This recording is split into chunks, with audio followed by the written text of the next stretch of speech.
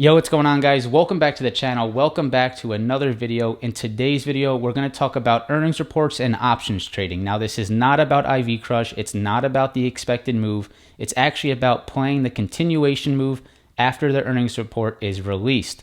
A lot of newer traders like to buy calls and buy puts before the earnings report, thinking that they know which direction the stock is going to run, and usually that ends up terribly wrong. If a company reports good earnings and Wall Street likes what they see and the stock moves higher after their earnings report, the next day usually continues higher. And also, if the stock goes down after earnings, the next day tends to be red as well. Now, this is not 100%, but historically, you do see this. There is plenty of money to be made the next day playing option contracts, playing the continuation move, and I want to show you guys the trade that I took today on DocuSign, making just about $500 playing that continuation. Hopefully, after watching today's video, you will see that there is opportunity to play these stocks after the earnings report, and you don't need to put a 50-50 bet on the line before earnings trying to make some money. So before we get into this one, make sure to destroy that like button, subscribe to the channel for some future videos, press the bell notification so you know every single time that I post.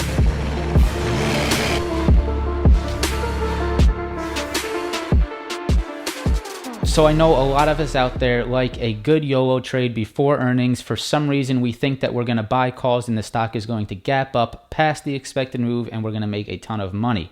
Now, this happens sometimes if you get lucky, but usually the odds are against you. You get that FOMO in your head thinking that you have to buy it before to take advantage of the move, the huge earnings move that's going to happen, but truly you can take advantage of these moves the next day. These stocks will move after earnings. They still are trading. There's going to be opportunity the following day, and sometimes it is better to leave it alone before earnings and take advantage of it on the following day after the report comes out. So I took my own advice here on DocuSign. I did not trade DocuSign before earnings.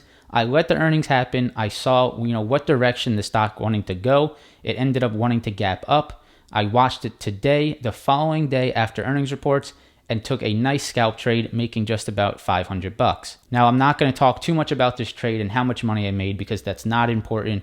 What's important is for me to show you what I saw, what I was looking at on the charts to take this trade. So let's go ahead and jump into the charts. All right, guys, so I have DocuSign pulled up. I have the 1 minute chart, and we're going to look at what happened after earnings, and then we'll go into, the trade that I took playing that continuation move. So on DocuSign, there was about an 8% expected move on the stock, meaning that the stock had to move up or down greater than 8% for calls to appreciate on the upside and for puts to appreciate on the downside.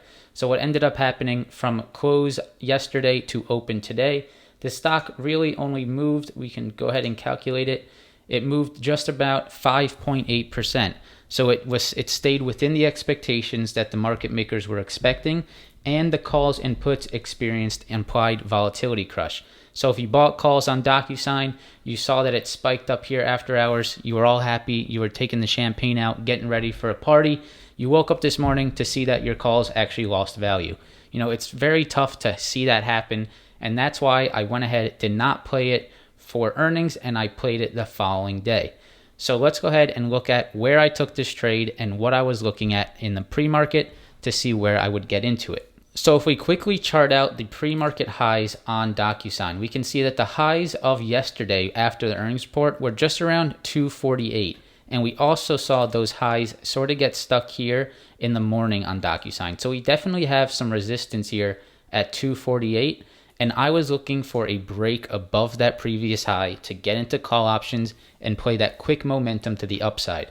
I was looking for a pre-market break as well as a break of yesterday's after-hour highs. So we can see we got exactly that. So zooming into this chart, we'll look exactly at just this morning.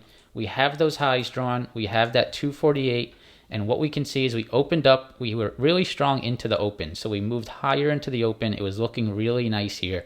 I actually thought we would break through this pre-market, but we had this big red candle right before open, which was actually ended up being a great thing for traders because they can get in a little bit lower than the high. So we had the pullback. We instantly opened up on the 1 minute. We had a big gap up on the 1 minute chart right through those 248 highs. And I was instantly, interested in this because you can see how much volume came into this.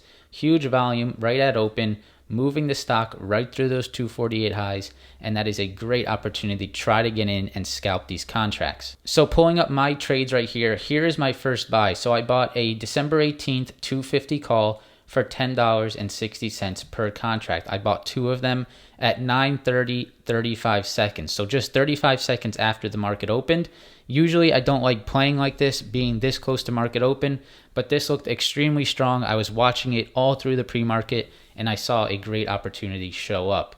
So we had a nice break of that 248, got in on that breakout for the continuation higher past those previous highs. I started to scale out 4 minutes later here, and then I scaled out about 11 minutes later right here on the second one, about a $500 trade. Now I'll show you why I got out of this trade. So I was using the 9 EMA strategy that I talk about quite a bit on this channel. So we broke through that 9 EMA, broke through the highs right here, and we held that 9 EMA all the way until right around right here. This candle scared me. We broke down pretty far, got a little bit of slippage. You can see that I sold the second one for actually less than what I sold the first one for. So if I would have sold all out here, obviously would have made a little bit more money, but I wanted to hold this, see if it would hold the 9 EMA and continue even higher. Now I did get out here on this little bit of a scare, downside scare. I did get a little worried on that one, so I just took my profits and got out of this trade. I wanted to stick to my 9 EMA strategy and trust that process. Now we did have, it did end up curling back up, continued a little bit higher, but you can see we had some pretty nasty wicks here.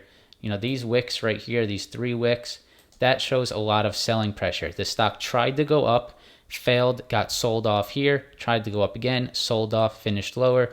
Once again, tried to go higher, break that 256, failed, and finished at the low of the candle. And then you guys can see what happened after that. Break below 9 EMA, 2 candles below 9 EMA, and the downside, continued lower. So a nice trade here.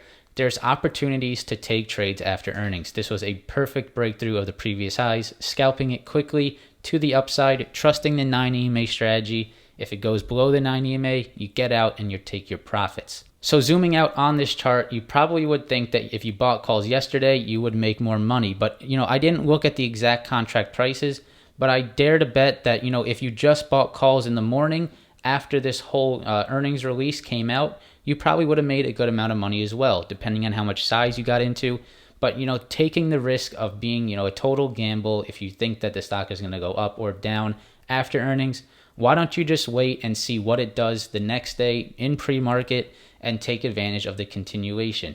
DocuSign could have very easily fell lower if you bought calls yesterday, and you definitely would have lost your entire premium. So hopefully today's video tames those emotions a little bit coming into earnings. You don't have to buy calls or puts before the report. Wait for the continuation, wait to see what the stock wants to do. If you want to do a quick scalp, you buy those short expirations close to the money contracts to try to take advantage of a quick move higher.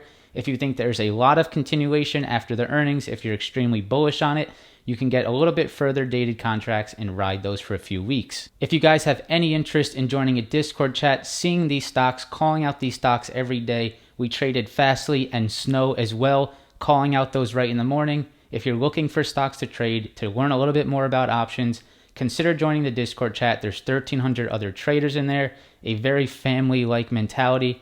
I promise you will definitely enjoy it. You can cancel at any time. It's going to be the first link in the description below. So that's about all I have for you guys today. It's Friday night. I'm going to go watch the Nelk Boys on Twitch do some online gambling. If you guys are interested in that, go ahead and check that out as well. I hope you guys enjoyed today's video. Make sure to go ahead and smash that like button. Subscribe to the channel for some future videos.